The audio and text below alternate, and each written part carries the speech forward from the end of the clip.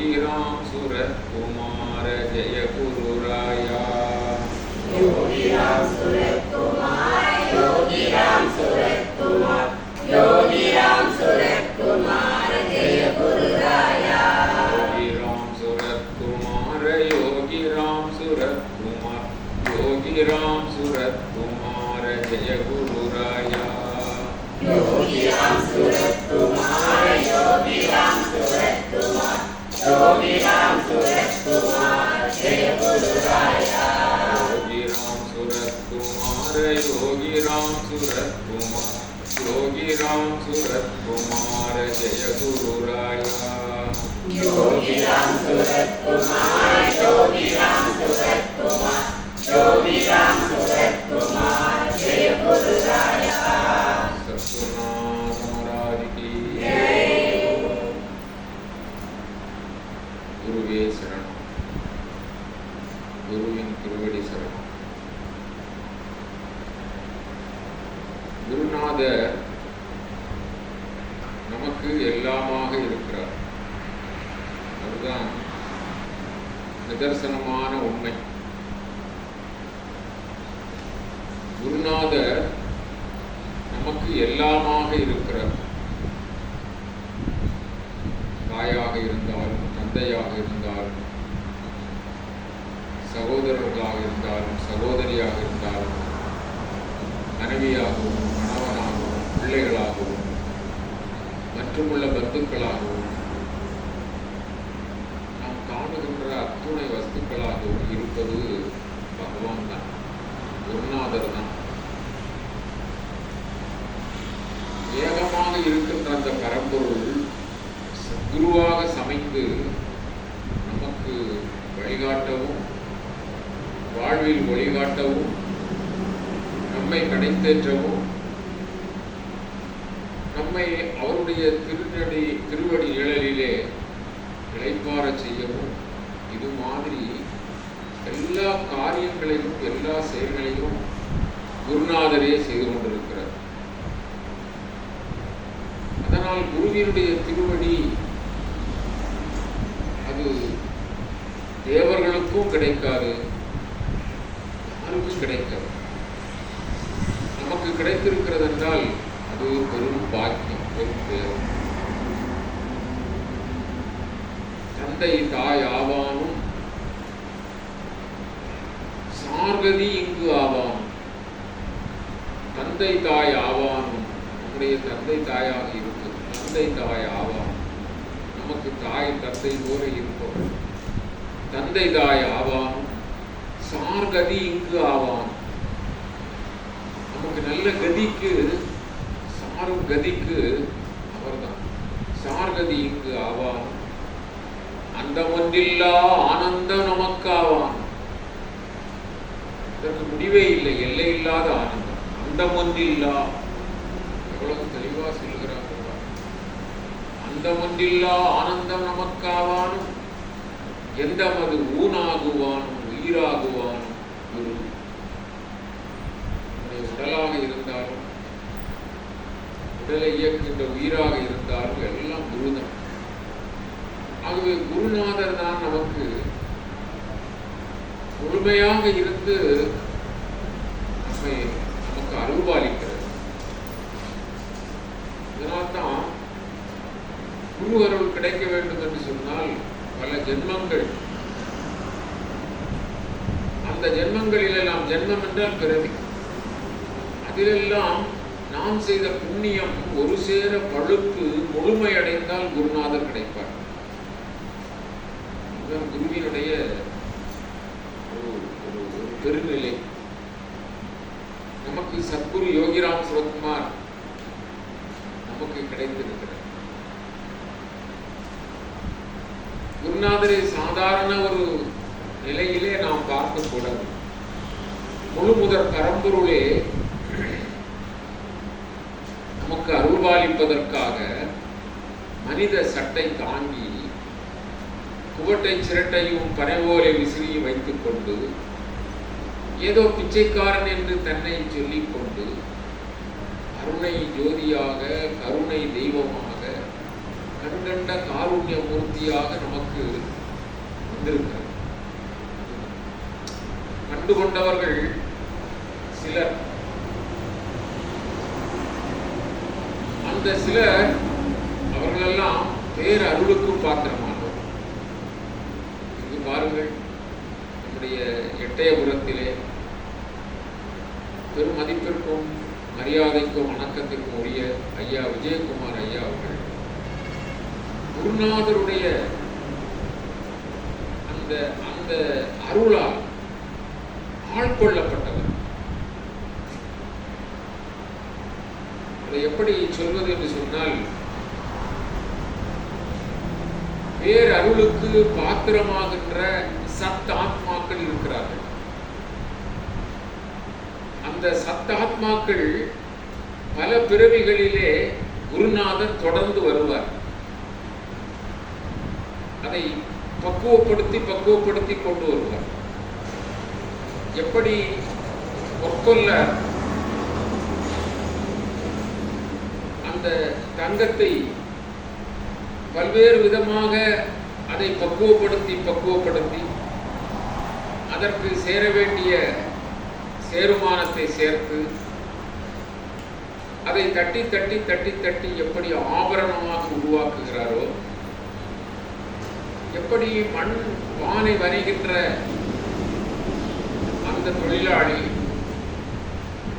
எப்படி களிமண்ணை பிசைந்து பக்குவப்படுத்தி அதை ஒரு நல்ல சிறப்பான பாண்டமாக ஆக்குகிறாரோ, அதுபோல குருநாதர் நம்மை தொடர்ந்து வருகிறார். தொடர்ந்து வந்து மெல்ல மெல்ல நம்மை தட்டி பக்குவப்படுத்துகிறார். பூரணம் ஆகிற வரை பக்குவப்படுத்தி பூரணத்தோடு சேர்க்கிறார். பொற்கொல்லர் நாம் சொன்னோம் அல்லவா, அவர் சரியாக செய்து விட்டார் என்று சொன்னால் நல்ல பெட்டியிலே பேழையிலே வைத்துக் கொள்வாரല്ലോ. அதுபோல பூரணமாகின்ற வரை குரு என்ன செய்கிறார்? அதை பக்குவப்படுத்துகிறார். பூரணமானால் பூரணத்தோடு இணைந்து வரும், சேர்ந்து வரும் சாகித்யம். நம்முடைய விஜயகுமார் ஐயா அவர்கள் என்ன செய்தார்கள்? ஆட்கொண்டார்கள். ஈர்த்தன்னை ஆட்கொண்ட எந்தை பெருமானே ஆட்கொள்கிறார். ஆட்கொண்டு அவர்களுக்கு வேண்டிய எல்லா காரியங்களையும் அவர் செய்து அந்த பக்குவ ஆத்மாவாக மாற்றுகிறார்.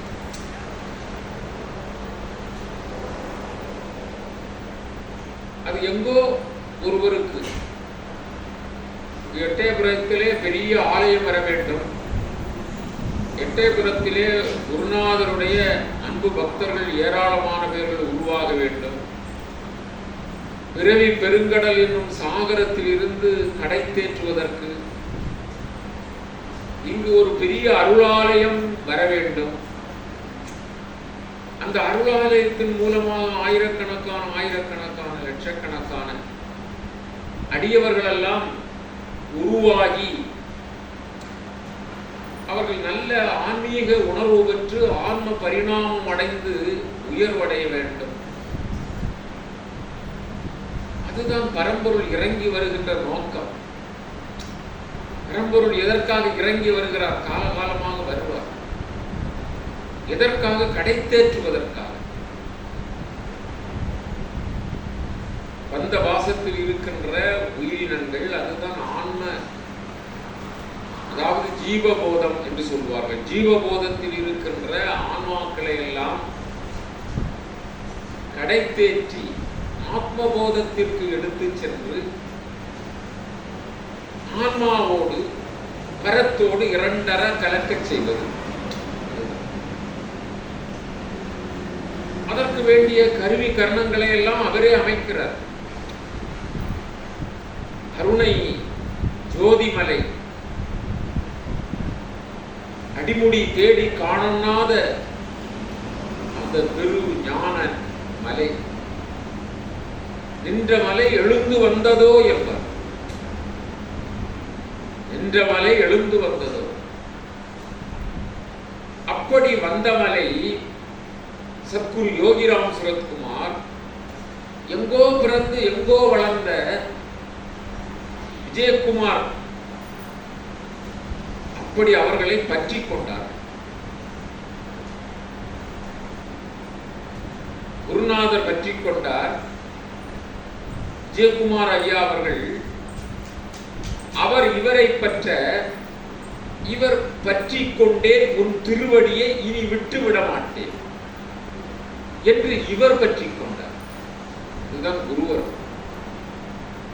குருவர்கள் எப்பொழுதுமே இருபுறம் தான் இருக்கிறது. தாய் குழந்தையினுடைய கரங்களை பற்றி பிடித்துக் கொள்வாள். குழந்தை தாயின் கையை பற்றி பிடித்துக் கொள்ள வேண்டும். அதனால்தான் ரமண மகரிஷி, பகவான் ரமண மகரிஷியிடம் ஒருவர் சொன்ன பொழுது, நான் பூனைக்குட்டி போல எனக்கு ஒன்றும் தெரியாது, உம்முடைய திருவடி சரணத்திலே இருப்பேன், கிடப்பேன், நீர்தான் என்னை கவனித்துக் கொள்ள வேண்டும் அப்படி என்று பக்தர் சொன்னாராம். அதற்கு பகவான் ரமண மகரிஷி, நீ பூனை குட்டி போல் இருந்தால் மட்டும் போதாது, நீ குரங்கு குட்டி போல பிடித்துக் கொள்ள வேண்டும். ஆகவே பகவானுக்கும் குருநாதருக்கும் ஒரு பெரிய பொறுப்பு இருக்கிறது. குருநாதரை சார்ந்திருக்கின்ற குரு பிள்ளைகளுக்கும் ஒரு பெரிய பொறுப்பு இருக்கிறது. நாமும் அவருடைய திருவடியை பற்றி பிடிக்க வேண்டும். குரங்கு எப்படி தாயினுடைய வயிற்றை பிடித்துக் கொள்கிறதோ, அது கிளை விட்டு கிளை தாவி சென்றால் கூட இறுக அந்த குட்டி குரங்கு பிடித்துக் கொள்கிறதல்லவா, அதுபோல நாமும் குருநாதருடைய திருவடியை பற்றி பிடித்துக் கொள்ள வேண்டும். குருநாதரிடமும் வேண்டிக் கொள்ள வேண்டும். எனக்கு ஒன்றும் தெரியாது, நீங்கள் பூனைக்குட்டியை கவனிப்பது போல என்னை கவனித்துக் கொள்ள வேண்டும் இல்லையா? விஜயகுமார் ஐயா அவர்களை குருநாதர் பற்றி கொண்டார். விஜயகுமார் ஐயாவுடைய கரங்களை குருநாதர் பற்றி கொண்டார். ஐயா விஜயகுமார் அவர்கள் குருநாதருடைய திருவடியை பிடித்துக் கொண்டார். எங்கெழுந்து அருளுவது இனியே, மணிவாசக பெருமான் சொன்னார். யான் உனை தொடர்ந்து சிக்கன பிடித்தேன், யான் உனை தொடர்ந்து சிக்கன பிடித்தேன், எங்கெழுந்து அருளுவது இனியே. இனி நீ எங்கே செல்ல முடியும்? அப்படி சிக்கனம். அதனால்தான் எட்டயபுரத்திலே ஒரு பேர் அருளாலயம், உலகம் போற்றுகின்ற ஒரு அருளாலயம், விழிப்புடன் எழுச்சியுடன் மாமேரு மலையென தலை நிமிர்ந்து நிற்கின்ற அளவிலே வளர்கிறது. அதற்கு நீங்களெல்லாம் ஐயா சங்கர் ஐயா, ஐயா உலகநாதன் ஐயா, ஐயா பாண்டி ஐயா எல்லோரும் ஐயா விஜயகுமார் அவர்களுடைய கரங்களாக இருந்து இன்றும் என்றும் இந்த பணியை சிறமேல் கொண்டு, இளவரசர் ஐயா என்னோடு பேசினார்கள் இன்றைக்கு நண்பகல் நேரத்திலே. எவ்வளவு அவருடைய பேச்சில் இனிமை, எவ்வளவு அன்பு, எவ்வளவு கடமை உணர்ச்சி, எப்படி அந்த மகோன்னதமான விஜயகுமார் ஐயாவுடைய கற்பனையை, அதை நாம் எடுத்து செல்ல வேண்டும். விஜயகுமார் ஐயா எங்கோ போய்விட்டார் என்று நினைக்காதீர்கள். நம்மோடு இன்றும் எப்பொழுதும் இருப்பார். ஏனென்றால் குரு சரணத்தை பற்றியவர். மாற்று கருத்தே கிடையாது. அவர் உடல் மறையும், ஆன்மா என்றும் இருப்பது இல்லையா? ஆகவே ஒவ்வொரு காலகட்டத்திலும் அவர்களுடைய அந்த உயர்ந்த சிந்தனை. ஒருமுறை அவர்களை சந்திக்கின்ற பொழுது பேசினார்கள். இந்த அருளாலயத்தினுடைய வரைபடத்தை காட்டினார்கள். வருடங்கள் பல ஆகிவிட்டன. பாண்டியெல்லாம் அப்பொழுது உண்டு என்று நினைக்கிறேன். அவன் கூடவே உண்டு. பாட்டி இது மாதிரி நாம் செய்ய இருக்கிறோம் குருநாதருக்கு. எவ்வளவு மகிழ்ச்சியாக சொன்னார்கள், ஆனந்தமாக சொன்னார். அப்படி என்றால் அவர்களுடைய அந்த மனோரதம் குருநாதர் மீது எவ்வளவு பற்று. வீட்டிலே அப்படி அங்கே இருக்கிற பகவானுடைய கட்டோக்கர் மாதிரி வீட்டிலே நடு இதிலே அறையிலே வைத்திருந்தார். ரொம்ப ஆனந்தமாக ரொம்ப சந்தோஷப்படுவார். குரு பிள்ளைகளை கண்டால் அவருக்கு ஆனந்தம் பொங்கி ததும்பும். இது கூட பலமுறை அவர்கள் அழைத்து வந்திருக்கிறார்கள். அவரை பார்ப்பதிலே நமக்கு மகிழ்ச்சி, நம்மை பார்ப்பதிலே அவருக்கு மகிழ்ச்சி. உங்களை பார்ப்பதிலே நமக்கு மகிழ்ச்சி, நம்மை பார்ப்பதிலே உங்களுக்கு மகிழ்ச்சி. அங்கு உணர்வோடு ஒட்டி இருப்பது எது? குருநாதர் தான். குருநாதர் தான் நம்முடைய எல்லோருடைய உணர்விலும் ஒட்டி இருக்கிறார், நம்மோடு இருக்கிறார், நம்மை விட்டு நீங்காது இருக்கிறார்.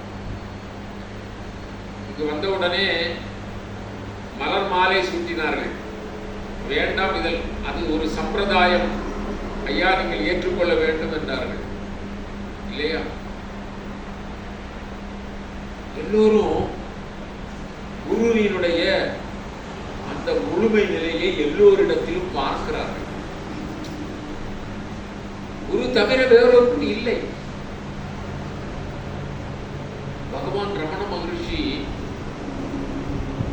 அந்த கார்த்திகை தீபம் அந்த காலகட்டத்திலே அப்படி பக்கத்து கிராமங்களை சார்ந்த பல கிராமவாசிகள் பக்தர்கள் அண்ணாமலைக்கு அந்த நேரத்தில் தான் வருவார்கள். மற்ற நேரங்கள் எல்லாம் உழைப்பு உழைப்பு உழைப்பு இல்லையா? அப்படி வயல்வெளியிலே தோட்டங்களிலே வேலை செய்கிற பாமர மக்கள். ஆனால் அண்ணாமலையார் அண்ணாமலையார் என்று அண்ணாமலையாரை நினைத்துக் கொள்வார்கள் இல்லையா? நமக்கு ஒரு அன்பர் தொடர்பு உண்டு. அவர் கூலி வேலை செய்வார், விவசாய கழனியிலே வேலை செய்வார். ஆனால் அவர் மண்ணை வெட்டும் போதும் அதை எரியும் போதும் ஒருவரை பார்த்தாலும் வைகுண்டம் வைகுண்டம் ஐயா நாராயணம் நாராயணம் நாராயணம் சொல்லும். என்ன பக்தி பாருங்கள் இல்லையா? நந்தனார் அப்படித்தானே சொன்னார். நந்தனார் அந்த பக்தி, நாமெல்லாம் அதுதான் குரு குரு பிள்ளைகள். அது எது என்றாலும் யோகிராம் சொல்லும், யோகிராம் சொல்லும், யோகிராம் சொல்லும் சொல்லி சொல்லி இந்த தழும்பு, அதாவது தடம் ஏற வேண்டும். அது என்ன சொல்லுவார்கள்? காய்ப்பு. அது ஆக வேண்டும். எதில்? நாவில். என்ன சொல்லி? நாமம் சொல்லி. அப்படி பக்கத்து கிராமத்தை சார்ந்த ஒரு 200-300 கிராமங்களை சார்ந்தவர்கள் எல்லாம் திருவண்ணாமலைக்கு இந்த ஜோதி தரிசனம் காண்பதற்காக அப்படியே அருணாச்சலத்துக்கு வருவார்கள். கட்டிச்சோர் கட்டி அப்படியெல்லாம் வருவார்கள், பல விதத்திலே வருவார்கள். அப்பொழுது சாதாரணம் அந்த காலகட்டத்திலே நம்முடைய பகவான் ரமண மகரிஷி அந்த 1-2 நாட்கள் கொஞ்சம் வெளியே வந்து உட்கார்வார்கள். ஏனென்றால் எல்லோரும் வந்து தரிசனம் செய்து போவதற்கு ஏதுவாக இருக்கும். அதற்காக அப்படி ஒரு ஏற்பாடு. ஆனால் அந்த அந்த பகவானுடைய அந்த ஆசிரமத்தை சார்ந்த பிற அன்பர்கள் இவர்கள் எல்லோரும் வந்து காலை தொட்டு தொட்டு தொட்டு தொட்டு அல்லது உடம்பை தொட்டு சுவாமி வணக்கம் அப்படியெல்லாம் சொல்லி குருவே சரணம் சொல்லி ஏதாவது தடவுவார்கள், காலை பிடிப்பார்கள். அவர்கள் பாமர மக்கள், அவர்களுக்கு பகவான் அப்படி ஒரு அனுக்கிரகம் செய்ய வேண்டும் என்று இல்லையா? அப்படித்தானே இருக்க முடியும் இல்லையா? அதனால அவர் கொஞ்சம் சங்கடப்படுவாரே. பகவானுக்கு சங்கடம் இல்லை, ஆனால் மற்ற அவருடைய அங்கு ஆசிரமத்திலே பணி செய்கின்ற அந்த அன்பர்கள் எல்லாம் பகவானுக்கு தொந்தரவாக இருக்குமே. எல்லோரும் தொடுவார்கள், எல்லோரும் மண்டியிட்டு வணங்குவார்கள், எல்லாம் பெரிய தொந்தரவாக இருக்கும். அதனால ஒரு பெரிய ஒரு தடை, பெஞ்செல்லாம் போட்டு அல்லது கம்பு வைத்து கட்டி ஒரு தடை, பகவான் கிட்ட போக முடியாது, இங்கு வைத்து இங்கிருந்து வணங்கி கொண்டு போகலாம். அது மாதிரி ஏற்பாடு செய்தார்கள். அதில் அதிகாரியாக இருக்கிறவர்கள் சொன்னால் மற்றவர்கள் செய்வார்கள். அது மாதிரி ஏற்பாடாயிட்டு பகவான் காலையிலே பார்த்தார். அவர் இருக்கிற இடத்திற்கு முன்னே என்ன போட்டிருக்கிறது? இப்படி ஒரு தடை போட்டிருக்கிறது. இது என்ன அப்படின்னு கேட்டார். உடனே இது அதிகாரி சொல்லியிருக்கிறாங்க, மக்கள் எல்லாம் இங்கே உங்களுக்கு தொந்தரவு தருவாங்கன்னு சொல்லிட்டு என்ன இப்படி ஒரு ஏற்பாடு இருக்குது, ஒரு அடைப்பு, ஒரு தடுப்பு இருக்கிறது அப்படி சொன்னார். உடனே பகவான் அதெல்லாம் எடுத்து மாற்றுன்னு சொல்லல. ஏன்னா அதிகாரிக்கும் அவருக்கு வேண்டிய அவருக்கு வேண்டிய ஒரு அதிகாரத்தை கொடுத்துருக்கணும்ல, அதுக்கு நம்ம மறப்பு சொல்லணும். அதுக்கு என்ன, நம்ம அந்த பக்கம் போயிட்டா போதும் அப்படின்னு சொல்லி அந்த தடுப்புக்கு அந்த பக்கம் போயிட்டாங்க, போயிட்டு உட்கார்ந்தாங்க. அப்போ அவங்க எல்லாம் சாமி உங்களுக்கு ஒரு இப்படி இடையூறு வரணும்னு தான் இப்படி செய்யணும். அப்போ பகவான் சொன்னாராம், இந்த ஜோதி தரிசனம் பார்க்கறதுக்கு இந்த கிராமங்கள் எல்லாம் இருந்து யார் வாரா தெரியுமா? அருணாச்சலேஸ்வரர் தான் வாராரு. எனக்கு என்னன்னா அந்த ஒரு ஆசி பெறுவதற்கு அவங்க வரல, இந்த கிராமத்தை சேர்ந்த அருணாச்சலேஸ்வரர் எல்லாம் எனக்கு ஆசி தாரதுக்கு வராங்க. கொஞ்சம் சிந்திச்சு பாருங்க. அப்போ எல்லோரையும் வரமாக காண்பதுதான் அந்த பெருநிலை. அதனால யான் பெற்ற இன்பம் இவ்வையகம் பெறுக, இதுதான் ரொம்ப மகிழ்ச்சியானவங்களுக்கு. நீங்க போனீங்க, அந்த கடையில கொஞ்சம் ரூபா கொடுத்தா நிறைய பொருள் தராங்க, அப்படி இருக்குதுன்னு வைங்க, என்னம்மா ரொம்ப சங்கடமா இருக்கிறீங்களா? இல்ல, சந்தோஷமா இருக்கிறீங்க. அப்போ இன்னைக்கு கூட சொன்னீங்கல்ல, இந்த கடையில பருப்பு வாங்க ரொம்ப சகாயமா தராங்க, அப்படி யாருக்கும் சொன்னீங்கல்ல. அது மாதிரி நமக்கு ஒரு அனுபவம் கிடைத்தது என்றால் அதை பிறரும் அந்த பலனை பெறட்டுமே. அதுதான் யான் பெற்ற இன்பம் இவ்வையகம் பெறும். அப்படி பெரியவங்க நினைப்பாங்க. நமக்கு கிடைத்த ஒரு அனுபவம் மற்றவங்களுக்கும் கிடைக்கும். சங்கர் ஐயா, உலகநாதன் ஐயா, பாண்டி எல்லாரும் எதுக்கு கூடுறாங்க? பம்மின் பம்மின் பம்மின், வாருங்க வாருங்க, இப்படி ஒரு நிகழ்ச்சி இருக்கு, திடீர் நிகழ்ச்சி இல்லையா, வாங்க அது எல்லாம் யான் பெற்ற இன்பம் இவ்வையகம் பெறும். எனக்கு கிடைத்த பாக்கியம் உங்களுக்கும் கிடைக்கட்டும். வம்மின் உலகியலீர், வம்மின் உலகியலீர் அப்படிங்கிறார் தாய்மானவர். வம்மின் உலகியலீர் இருக்கிறார். உலகியலீர் என்கிற போது அதுல ஒரு அர்த்தம் இருக்குது.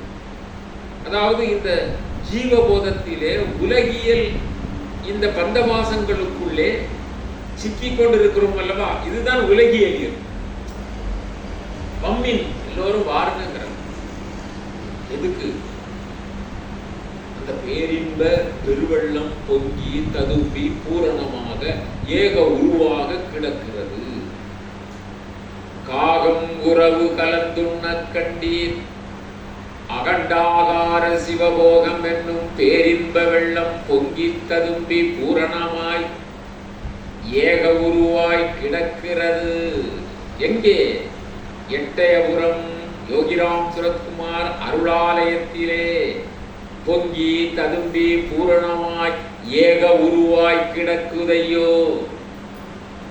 என்ன செய்யணும்? வாங்க, இன்புற்றிட நாம் எடுத்த தேகம் விழுமுன் புசிப்பதற்கு சேரவாரும் ஜெகத்தீரே. ஜெகத்தீரே, வம்மின் வம்மின் வம்மின், வாருங்கள் வாருங்கள். அப்படியே ஐயா வணக்கத்திற்கும் மதிப்பிற்கும் உரிய விஜயகுமார் ஐயா அவர்கள் வம்மின், எட்டயபுரம் வாருங்கள், வட்டார பெருமக்களே வாருங்கள், யான் பெற்ற பேரின்பம். குவட்டை சிரட்டையுடன் பனைவோலை விசிறியுடன் பிச்சைக்காரன் என்று சொல்லி அழுக்கு மூட்டைகளை சுமந்து கொண்டு அழுக்கு துணியை அணிந்து கொண்டு ஒருவரிடம் யான் பெரும்பேறு பெற்றேன், அவர்தான் சத்குரு. யான் பெற்ற இன்பம் இவ்வையகம் பெற வேண்டும். வம்மின், எங்கேயா இடம் இருக்குது? அவரை வச்சு வழிபடுறதுக்கு என்ன இடம் இருக்குது? பெரிய திட்டம் இருக்கிறது. வாருங்கள், அருளாலயம். அந்த அருளாலயத்திலே எல்லாம் கிடைக்கும், வேண்டியதெல்லாம் கிடைக்கும். இகபர சௌபாக்கியம் அருளுபவர் நம் குருநாதர். இகபரம் என்று சொன்னால் இகத்துக்கு வேண்டிய காரியங்களும் வேணும். வேணுமா வேண்டாமா? வரத்திற்கு வேண்டிய காரியங்களும் வேணும். இந்த இகத்துக்கு வேண்டிய காரியங்களோடு சம்பத்துக்களோடு வாழ்ந்து வரத்தை தேடிக்கொள்ள வேண்டும். அதுதான் மிக மிக முக்கியம். அப்போ இகவர சௌபாக்கியங்களை அருளுகின்ற சத்குருநாதர், ஞானபீடம், அருளாலயம், நல்ல பெயர் வச்சிருக்கிறாங்க, அருளாலயம். ஆன்ம போதத்தை தினம் தினமும் விதைத்துக் கொண்டிருக்கின்ற ஞான பீடம், உலகுக்கெல்லாம் ஒளிகாட்டுகின்ற ஞான பீடம். இதை அமைக்கிறோம். வாருங்கள், வருகுங்கள். எடுத்த தேகம் விழுவதற்கு முன்பு வம்மின் எப்படி வரணும்? காகம் உறவு கலந்துண்ண கண்டீர். காகமானது தனக்கு கிடைத்த சிறிதளவு உணவாக இருந்தாலும் அதை தான் மட்டும் உண்டு மகிழாமல் தன் இனத்தை சார்ந்த அனைத்து காகங்களையும் கா கா கா என்று கரைந்து கூவி அழைத்து குதூகலமாக இன்புற்று எல்லா காகங்களும் சேர்ந்து உண்பது போல. யாருக்கு கற்பனை? விஜயகுமார் ஐயா. உலகத்தவர்கள் எல்லாம் இந்த எட்டயபுரம் அருளாலயத்திற்கு வர வேண்டும். மகோன்னதமான மிக மேலான சித்தர் பீடமாக, யோகி பீடமாக இந்த அருளாலயம் அமைய வேண்டும். அதற்காக எல்லா காரியங்களையும் செய்து, எல்லா ஏற்பாடுகளையும் செய்து, அதையெல்லாம் ஒளியுடலோடு ஆன்ம உடலோடு இருந்து பார்த்து ரசித்துக் கொண்டிருப்பவர் விஜயகுமார். புரியுது இல்லையா? அதனால தான் அந்த காலத்துல பெரும்பானாற்றுப்படை, சிறுபானாற்றுப்படை என்று சங்க இலக்கியங்களிலே நூல்கள் உண்டு. ஆற்றுப்படுத்துதல், ஆற்றுப்படுத்துதல் என்று சொன்னால், வறியவன் ஒருவன் பெரிய வள்ளலிடம் சென்று பொருள் பெற்று வரும்போது அவ்வழியாக வருகின்ற ஏனையவர்களை அழைத்து இவ்வழியாக செல்லுங்கள், அங்கே ஒரு பெருவள்ளல் இருக்கிறான், அவன் நீங்கள் சென்ற மாத்திரத்திலே உங்களுக்கு வேண்டியன எல்லாம் கொடுப்பான், எல்லா செல்வங்களையும் வாரி வழங்குவான். ஆகவே இவ்வழியாக சென்று இதோ பாருங்கள், நான் பெற்றிருக்கின்ற எவ்வளவு கோடி கணக்கான செல்வங்கள் அவன் தந்ததுதான், இதுபோல் நீங்களும் பெறலாம். ஆற்றுப்படுத்தும் குருநாதரிடம் நாம் ஒவ்வொருவரும் ஆற்றுப்படுத்துகிறோம். என்ன ஆற்றுப்படுத்துதல்? தனக்கு கிடைத்த அந்த வாய்ப்பும் அந்த பேரின்பமும் அந்த சந்தர்ப்பமும் பிறர்க்கும் கிடைக்கும். அதனால்தான் நீங்க எல்லாம் வந்து அருளாலயத்துக்கு உழைக்கிறீங்க. ஐயா சங்கர் ஐயா அப்படி உழைக்கிறாங்க, பாண்டி ஐயா உழைக்கிறாங்க, உலகநாதன் ஐயா உழைக்கிறாங்க, இன்னும் பலர் உழைத்து இங்கு குருவினுடைய அந்த அந்த பெரும் அருளை எந்த விதத்திலும் மெல்ல மெல்ல ஒரு நாள் வந்தால் அடுத்த நாள் அனுபவம் கிடைக்கும், அடுத்த நாள் வந்தால் மறுநாள் அனுபவம் கிடைக்கும். மெல்ல மெல்ல முதலிலே வலிந்துதான் இழுக்க வேண்டும். அதற்கு பிறகு அவர்களுக்கே அந்த ஒரு ஆனந்தம் கிடைத்து விட்டதென்றால், தேனை உண்ட தேனி, மலரில் இருக்கின்ற தேனை உண்ட தேனி அந்த மலரை வட்டமிட்டு வந்து கொண்டிருப்பது போல குருவருளை கொஞ்சம் அனுபவித்தால் அதன் பிறகு என்ன, அந்த பேரருள் நமக்கு சிந்திக்க வேண்டும் என்று அப்படி சுற்றிக்கொண்டே வருவார்கள் அல்லவா. முற்றும் தம்மையே தமர்க்கு நல்கும் தனிப்பெரும் பதத்தை அப்பர் ஆண்டாழ்வார் சொல்லுகிறார். முற்றும் தம்மையே தமர்க்கு நல்கும் தனிப்பெரும் பதத்தை. பகவான் எப்படிப்பட்டவர் என்றால், முற்றும் அவர் தம்மையே கொடுத்து விடுவார். வேற என்ன வேண்டும்? அவரையே நமக்கு தந்து விட்டார். பிறகு நமக்கு வேண்டியது இருக்குதா? உலக நாயகன் அவர் தன்னையே கொடுத்து விட்டா பிறகு என்ன கேட்கணும்? என்ன இந்த உலகத்துல வேண்டியது இருக்குது? முற்றும் தம்மையே தமர்க்கு நல்கும் தனிப்பெரும் பதத்தை. பகவான் அப்படி வேண்டியவர்களுக்கு தன்னையே கொடுத்து விடுகிறார், தன்னையே தானம் செய்து விடுகிறார், தன்னையே அந்த பக்தர்களுக்கு கொடுக்கிறார். சத்தியம், வேண்டினால் போதும், எல்லாம் அவர் தந்து விடுவார். அவருடைய திருநாமம் ஒன்றுதான் அதற்கு கருவியாக வைத்திருக்கிறார். நீ வேறு ஒன்றும் மாட மாளிகை கூட கோபுரம் எதுவும் எனக்கு வேண்டாம், பொன்னும் பொருளும் பெரிய அளவிலே புகழும் எதுவும் வேண்டாம். இந்த நாமம் இந்த உலகுக்கு என் தந்தை கொடுத்த புதியதொரு நாமம். இதை முடிந்த அளவு ஜெபி சொல். மும்மைசால் உலகுக்கெல்லாம் மூல மந்திரத்தை.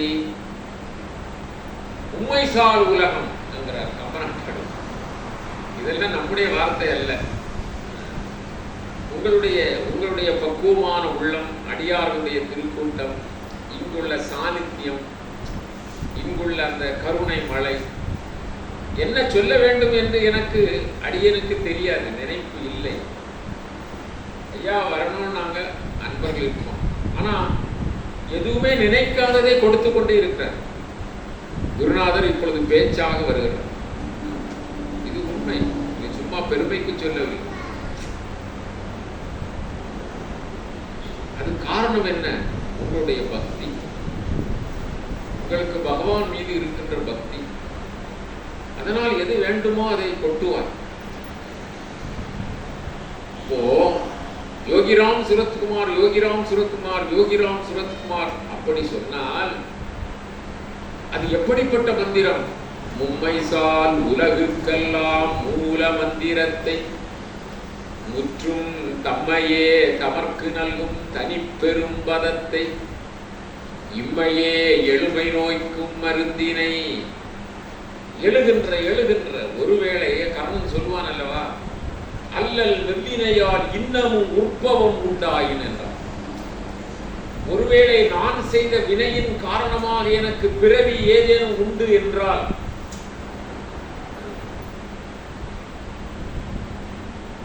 ஏழேழு பிறவிக்கு உன்னை மறவாமல் இருக்க வேண்டும். அதுதான் வேண்டும்.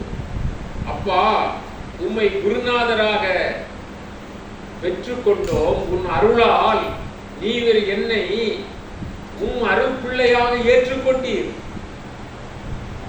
இற்றைக்கும் ஏழேழு பிறப்பும் குந்தமோடு உற்றோமேயாவோம்.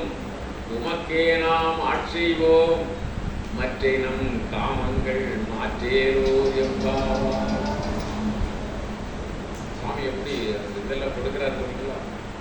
இற்றைக்கும் ஏழேழு பிறவிக்கும், இந்த பிறவில மட்டும் இல்லப்பா. என்ன ஆனந்தம்! குருநாதருடைய திருவடியை பற்றினால் என்ன ஆனந்தம், மகிழ்ச்சி! உங்களுக்கும் நமக்கு என்ன சம்பந்தம்? குரு சம்பந்தம் தானே இல்லையா? அருமையா சமைச்சு போட்டாங்க. மத்தியான சாப்பாடு பக்கத்தில் இருந்தே காய் மாதிரி ஊட்டினாங்க. என்ன சம்பந்தம்? கொஞ்சம் யோசித்து பாருங்க. குருதான். யோகிராம் சுரத்குமார் என்று சொல்லுகின்ற நாமம் இந்த மூலகங்களுக்கும், ஏன் 14 லோகங்களுக்கும் மூல மந்திரம்.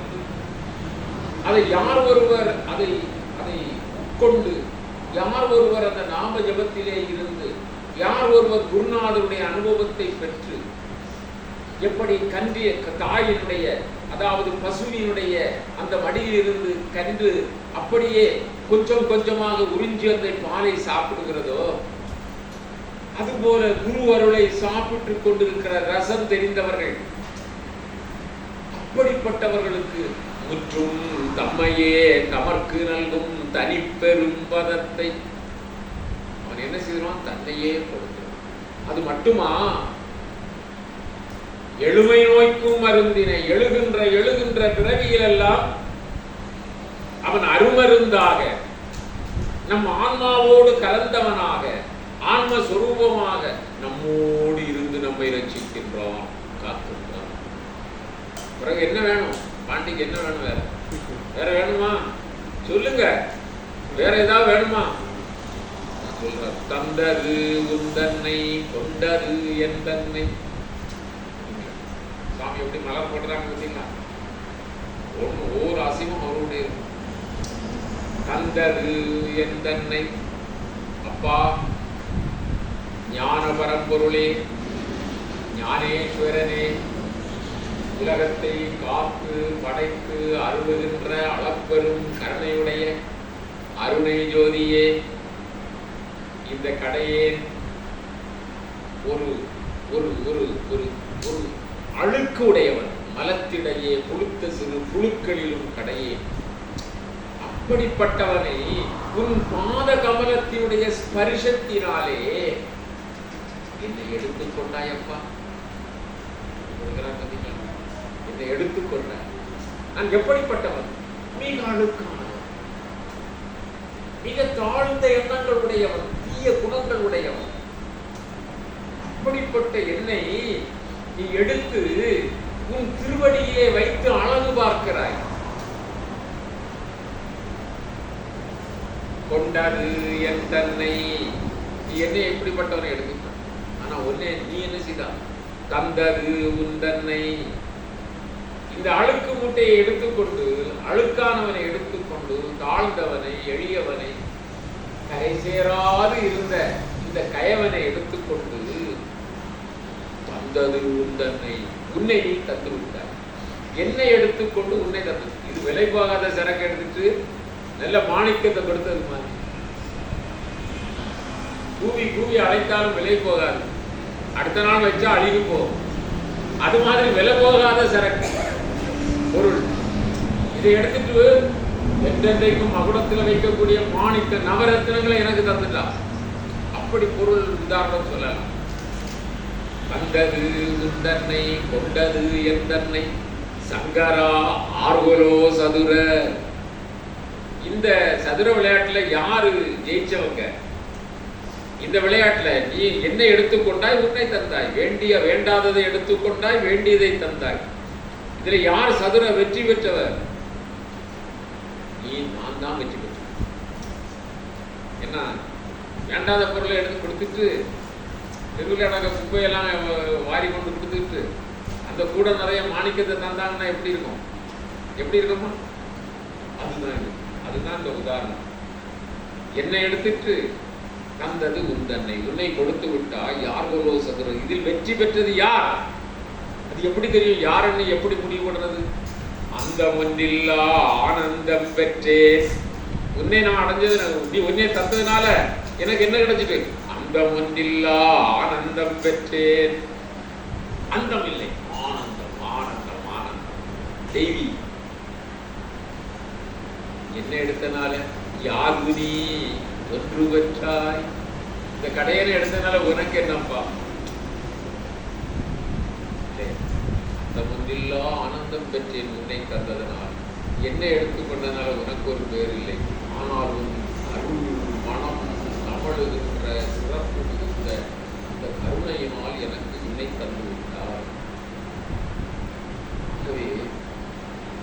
பகவானை சதா சர்வகாலமும் பக்தியோடு பற்றி பிடித்துக் கொள்ள வேண்டும். கொஞ்சம் கூட ஆணவம் இல்லாமல் பற்றி பிடித்துக் கொண்டோம் என்றால் நமக்கு இந்த பிறவிக்கு என்ன, எத்தனை பிறவி எடுத்தாலும் நமக்கு எந்த கவலையும் இல்லை. கவலை வேண்டாம், மனக்கவலை வேண்டாம். எனக்கென்ன மனக்கவலை? என் குருநாதர் யோகிராம் சுரத்குமார் இருக்கையிலே எனக்கென்ன மனக்கவலை? ஒன்றென்றிரு தெய்வம் உண்டென்றிரு, குருநாதர் சத்குருநாதர் ஒன்றென்றிரு, அவர் உயர் தெய்வம் என்கிறு, அவரை நன்றென்றிரு, நடு நீங்காமலே நமக்கு எல்லாம் செய்பவர் என்றென்றிரு. மனமே உனக்கே உபதேசம் இதே. மனமே அங்க போலாமா, அங்க போலாமா, அப்படி போலாமா, இப்படி போலாமா, ஒரு சஞ்சலமும் வேண்டாம். அவர்தான் எல்லாம் என்று உறுதியோடு பற்றி பிடித்துக் கொண்டால் பற்றி பிடித்தவர்களுடைய பசுப்பிணியை நீக்குபவரும் அவர்தான், பசிப்பிணியை நீக்குபவரும் அவர்தான், பரமநிலையை தருபவரும் அவர்தான். எல்லாம் அவராக இருக்கின்ற பொழுது வேறு யாரை தேடி செல்ல வேண்டும்? யாரையும் இந்த கடையிலே சகல சாமானும் இருக்கு, இந்த அங்காடியிலேயே எல்லா உலகத்தில் என்ன பொருள் உண்டோ அதெல்லாம் இருக்குது. பிறகு வேற கடையை தேடி போனோம் இல்லையா? இங்கேயே இருக்கும் போது இங்கேயே எல்லா சம்பத்துகளும் நமக்கு கிடைக்கிறது. இதனால நமக்கு வேண்டியது பக்த பிரகலாதனை போல, பக்த பிரகலாதனை போல. இரணியனுக்கு ஆணவம் இருந்தது. இரணியகசிபுக்கு என்ன இருந்தது? ஆணவம் இருந்தது. பிரகலாதனுக்கு பக்தி இருந்தது. அவன் ஆணவத்தினால நான் தான் எல்லாம் என்று நினைப்பான். சரிதானே?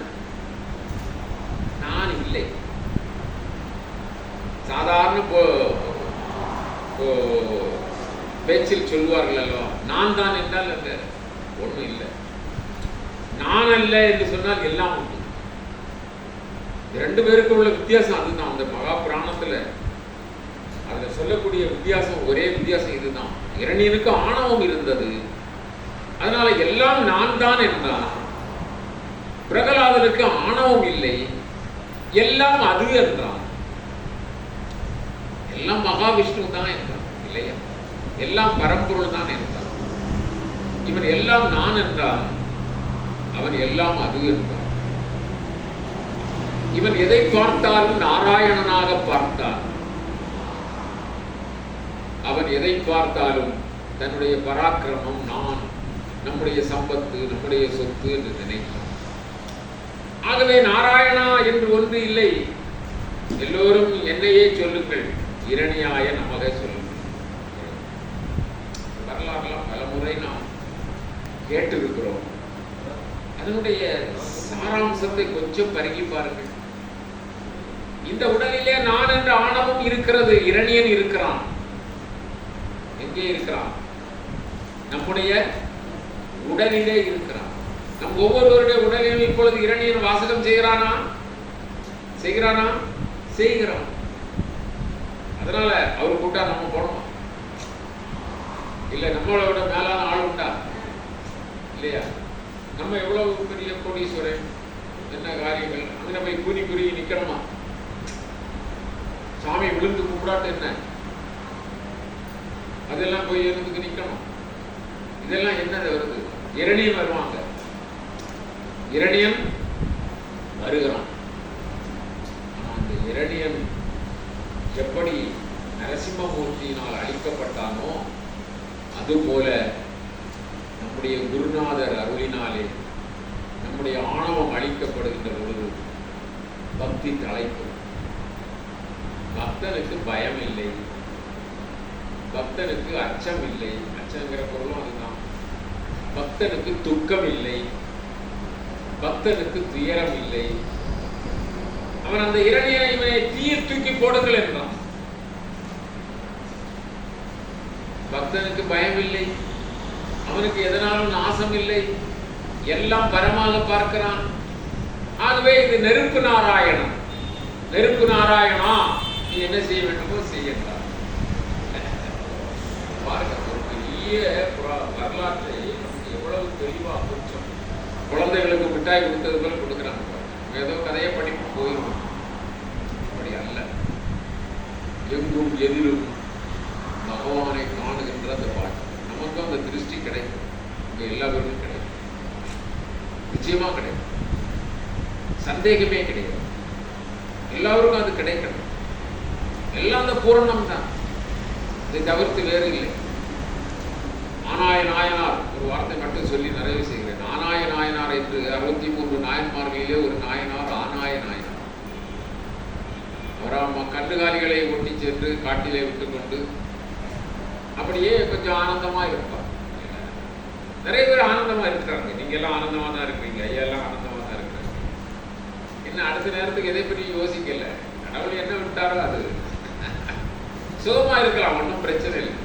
ரொம்ப சொத்து சம்பத்துகளோட இருந்தாலும் சரி, பெரிய பொறுப்புல இருந்தாலும் சரி, அல்லது பெரிய உத்தியோகத்துல இருந்தாலும் சரி, அல்லது குடும்பஸ்திரியா இருந்தாலும் சரி, குடும்ப குருடராக இருந்தாலும் சரி, என்ன ஒன்றுக்கும் பயமில்லை. அவருடைய திருவடியை பற்றிக்கிட்ட பயமில்லை, ஒன்றும் பயமில்லை. அது மாதிரி ஏகாந்தமா இப்ப சிலரெல்லாம் தோட்டங்கள் குறவர்கள் வச்சிருப்பாங்க. அது ஏகாந்தமா ஆனந்தமா இருக்கும். எல்லாமே ஈஸ்வரனா காணும் போது இந்த ஆனாயனாரார் அப்படியே மாடுகளை விட்டுட்டு அப்படியே ஒரு பில்லாங்குழல் உண்டு, அதை வச்சு அப்படியே பகவானை நினைச்சிட்டே இருப்போம். ஒரு சமயம் அப்படி போகும்போது கொன்றை மலர், சுருக்கமா சொல்லுவோம், கொன்றை மலர் பூத்து குலுக்குது. கொன்றை மலர் அந்த சித்திரை மாசம் வரும் இல்லையா, அந்த நயனார் நோன்புன்னு சொல்லி சித்திரபுத்திர நயனார் அந்த பௌர்ணமி அந்த மாதங்கள்ல நல்லா பூத்துருக்கும். ஒரு இலை இல்லாம அவ்வளவு பூவா இருக்கும். சில செழிப்பா இருக்கிற இடத்துல, சோலை இல்லாத இடத்துல அப்படி இருக்கும். கொண்டை பூவை சிவபெருமான் ரொம்ப விரும்பி அணிவார். கொன்றை பூ, வில்வ மலர், இது மாதிரி வில்வப்பூ, வில்வ இலை. அப்ப அந்த கொண்டை மலர் அப்படி பூத்து குலுங்கி நிற்கிறத பார்த்து சிவபெருமானே நிற்கிறார் அப்படின்னு சொல்லிட்டு அப்படி அவருக்கு கற்பனை வந்துட்டு, என்ன பெரிய ஒரு நிலையை பார்க்க உணர்வு எப்படி எதுலேயும் மேலும் ஒரு சின்ன ஒரு குருவி வாழை ஆட்டிக்கிட்டே இப்படி அது தத்தி தத்தி நடந்தா அதை ரசிக்கிறவங்களே இருக்கிறாங்க. அது தெய்வீகம். அங்க இருந்து ஒரு இயக்கம் இருக்கு பாருங்க இல்லையா. சாதா மைனா அது நடக்கும்போது பார்த்துருப்பீங்களா, அப்படி அப்படி அப்படி நடக்கும். ஒரு புல்ல கண்டாலும் அதனோடு ஒரு ரகசிய பேச்சுக்கள்லாம் இருக்கு. உணர்வு வந்தா போதும். ஆனாயனாருக்கு அப்படியே நின்றார் சீங்குழலை வாசித்து சிவபெருமான பாடிட்டே இருக்கிறார். ஏன்னா சிவபெருமான முன்ன நிற்கிறாரு. அவருக்கு கண்ணுக்கு வேற ஒன்றும் தெரியல. மாட்டை மறந்தார், எல்லாம் மறந்தார். சாயங்காலம் ஆனது, மாடெல்லாம் ஊருக்கு தன்னால புறப்பட்டு போகுது. இவர் நின்றுட்டு இருக்காரு. எதுக்கு சொல்ல வரேன்னு சொன்னா, அருளாலயத்துக்கு வந்த உடனே இந்த அரளிப்பூ அப்படி சில்லடி விரிச்சுட்டு, அப்படி சில்லடி பூட்டுக்கிட்டு, அப்படி குருநாதர் நின்ன மாதிரி நிற்கிறார். எனக்கு ரொம்ப என்ன அறியாமலே ஒரு உணர்வு. மலர்ச்செடி, அதுலேயும் குருநாதருடைய ஒரு மிளர்ச்சி, அதுக்கு கருணையோடு தினமும் தண்ணி ஊற்றி அது பூத்து குலுங்கி அங்கே என்ன உணர்வு ஓடுது பாருங்க. இந்த மாதிரி ஒவ்வொரு இடத்துலையும், ஒவ்வொரு விஷயத்திலையும், ஒவ்வொரு காரியத்திலையும், ஒவ்வொரு செய்கையிலையும் நம்மோடு இருக்கிற பகவான், நம்மை விட்டு நீங்காது இருக்கிற பகவான், பூரணமாக நிறைந்திருக்கிற பகவான், அந்த பகவானை அகத்திலும் புறத்திலும் பார்த்து ஆனந்தப்படுவோம். நமக்கென்ன மனக்கவலை, என்ன ஆனந்தப்படுவோம். அப்படி ஆனந்தப்படுகின்ற ஒரு பெருநிலையை நம்முடைய அருளாலயம் தர வேண்டும். அந்த பெருநிலை, அந்த பேர் உணர்வு நமக்கு வர வேண்டும். சகஸ்திரத்தின் மேலிருக்கும் சத்குருவை போற்றாமல் அகத்தினுடைய ஆணவத்தால் அறிவிழந்தேன் பூரணமே. சகஸ்திரத்தின் மேலிருக்கின்ற 6 ஆதாரங்கள்ல 7வது ஆதாரமாக சகஸ்திரத்துல ரொம்ப உச்சியில இருக்கிறார். அவருடைய திருவடியை பணிந்து ஆனந்தம் அடைவோம். அருளாலயம் எல்லோருக்கும் எல்லா நலமும் சகல சௌபாக்கியங்களும் ஐஸ்வர்யங்களும் கொடுக்கட்டும்.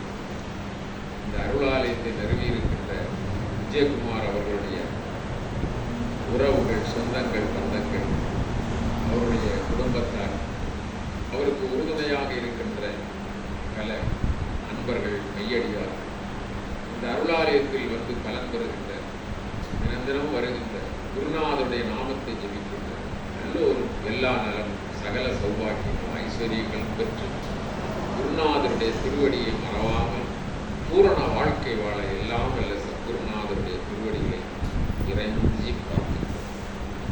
சத்குருநாத மகாராஜிக்கு குரு கடாட்சம்.